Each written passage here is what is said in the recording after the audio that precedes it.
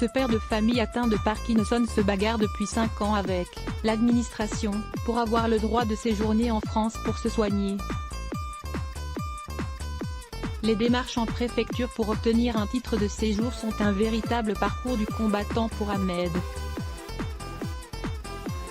Délai à rallonge, information ni fiable, ni uniforme ou refus non motivé. Cet homme de 67 ans dénonce les démarches trop souvent émaillées de dysfonctionnements qui pénalisent les étrangers. Atteint de la maladie de Parkinson depuis 2010, cet Algérien fait une première demande de titre de séjour pour personnes malades en 2013.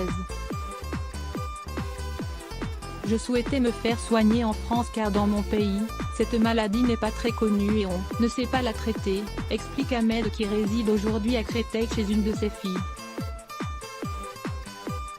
La préfecture lui accorde alors un récépissé lui permettant de séjourner 3 mois régulièrement en France, durant l'examen de son dossier, puis une carte d'une année en juin 2014.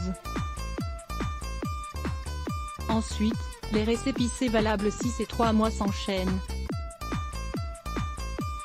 En février 2017, après une énième demande de renouvellement, il fait face à un refus de titre de séjour avec une obligation de quitter le territoire. La préfecture invoque notamment le fait qu'il peut bénéficier d'un traitement approprié dans son pays d'origine et que son état de santé lui permet de voyager. Révolté, ses filles décident d'interpeller le député PS du Val-de-Marne, Laurent Catala. Il y avait trop de défaillances dans le dossier de mon père, explique Souila, l'une de ses filles. 13 récépissés en 5 ans. En attendant, ce père de 8 enfants multiplie les allers-retours entre la France et le territoire algérien. Son état se dégrade, selon ses filles.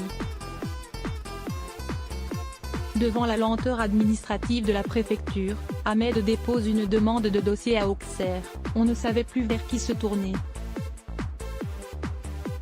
À Créteil, on nous baladait, raconte Souila qui confie être épuisée psychologiquement. La préfecture affirme, elle, que